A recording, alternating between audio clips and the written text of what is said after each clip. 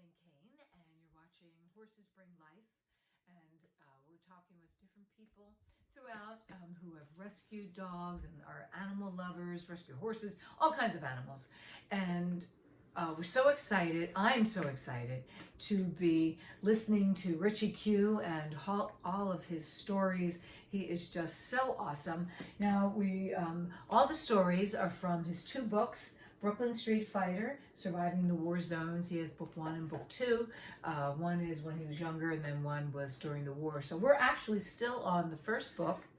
And we've had 7 great stories so far. Last one was, I had no idea we were going to go where we went with that one. To you. So, okay, I'm excited. And every once in a while you might hear some scratching at the door. That's just one of the many rescue animals. Yeah, most of them are outside, but the little girl is right there at the door. Especially when I come in. She wants it, yeah. Yeah, they're like, we want the new one. There's a new lap. There's a new lap. They think that I'm here for them. You know, we know how that works. Because I rescue animals as well. Yeah. Okay, so Richie Q, let's get on with another story. Where are you taking us today? This was, wait a minute. Back over here. Where are you going? Wait a minute, I want to see the date on it. 1961. I screwed that up. I didn't know. I forgot. Okay. This was 1961. I'm 16 years old. I'm pretty much. The last one we started, you were 15. 15. Then you told a little bit of a story when you were about 17. But let's go back. But this 16. I was 15. This one I'm 16. 1961. Right.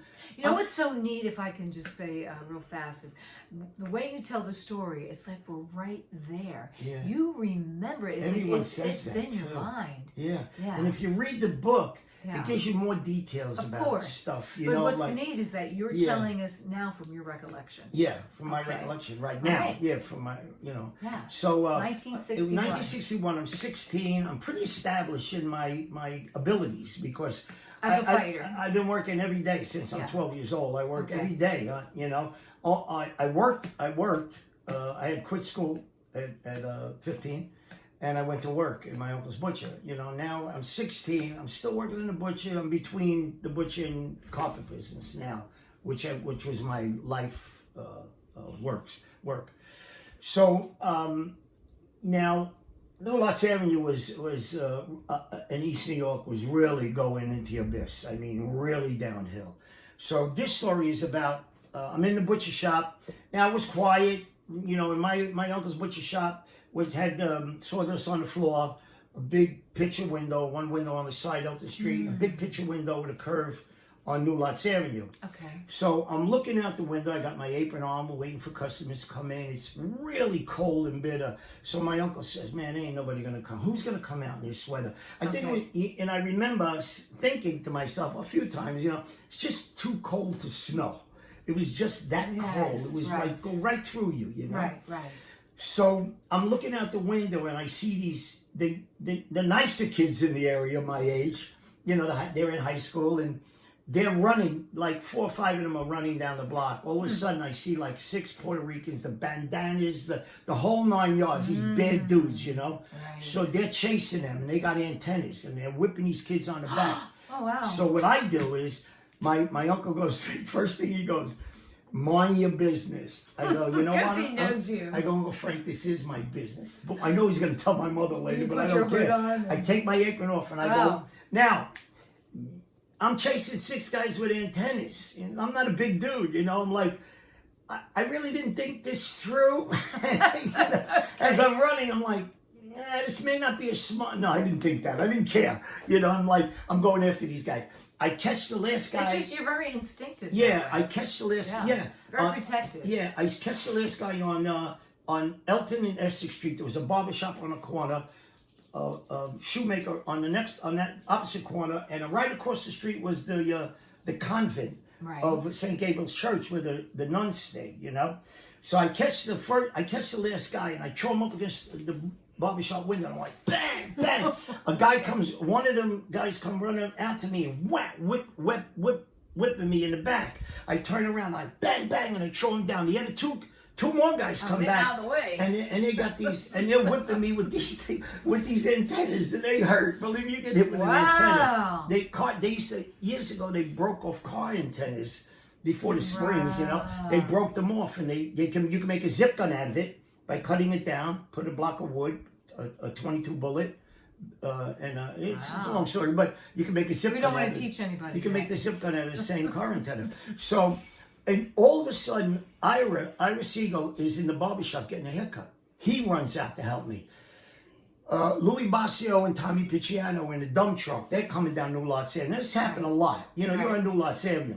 They come running. They jump out. So now these guys, there's still 6 of them and now 4 of us. Right. But now we're destroying. I get this one guy and I run the bigger guy and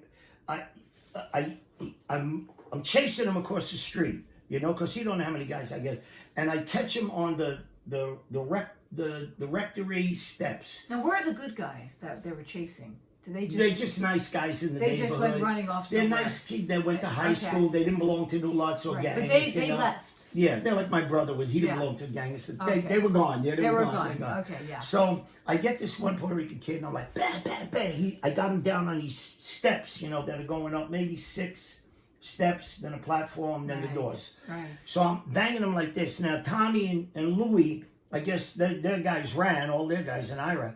So they come running up to me. So I tell Tommy, I'm not really kind when it comes to this. I tell Tommy, hold his hand. I told Louie, hold that hand. I grab him by the head. And he goes like this. He goes, listen, I'm going to come back with a shotgun. I said, no, you're dying. Your brother's coming back with a shotgun. Bang, bang. He's blood all over the place. Oh, no. All of a sudden, because I'm in a zone, all of a sudden the nuns come out and they start screaming. Yeah. Now, to them it looked like a bloody mess. I'm an animal. Yeah. I'm the animal. Right. Now, and I wasn't about to explain myself, you know, this whole story I got to go through. Right. But it's the first time I had a T-shirt on, and it's the first time I felt the cold again. You know, now I see it's cold. Right. So we drop him, leave him there, and we leave. And in my own defense, these nuns thought, oh, these kids are animals here. They're animals, you know. And apparently I look like an animal. That's why you can't judge everything. You know, no, it doesn't matter. But. You know, so I go back to the butcher. My uncle is like, I'm going to tell your mother. Go tell her, kids. You know what I mean? She knows. She's like, you're fighting again. Yeah. So, yeah, I mean, that was that. But here, have some pasta. Yeah, but and it's kind of the end, but I knew one thing for sure. There's going to be a ripple effect. And the next chapter is called The Ripple Effect. You know, they got Puerto Ricans from Brownsville now. Going to come down to New Los Angeles. They said they were going to come back. Yes. They said they're coming back, you know. No, they didn't say it. That guy said it, you know, and I said it's gonna be your brother because right. But I knew they'd come back. So we had to be, well, we don't know when. So they could catch any of us guys, any of white guys. They could catch you off guard like these kids, and they did. They used to give these kids beatings all the time, you know, thinking you're New Lots, you're white, you know, whatever, you know, that kind of thing. Right. So, but now there's going to be a ripple effect. So the next chapter is the ripple effect. All right. Of this. So stay tuned for that. And also now make sure, I didn't say it in the last story, make sure you give us a thumbs up. You can share the stories if you'd like to. And we'll just keep this going.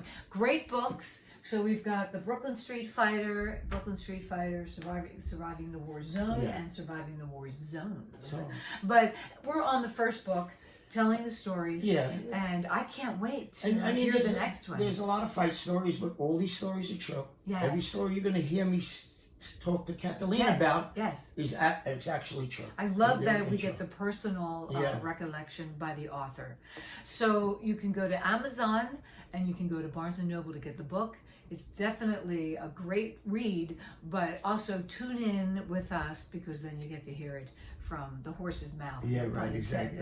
All right. Yeah. So I'm Kathleen Kane signing off from Horses Bring Life. Richie Q, thank you so much again for your stories. Thanks for doing this. I love it, man. Thank you so much. And our motto was, you can go out and stomp for joy, but no one stomps on a New Lots boy. Love you. God bless you all. All of you. That's right.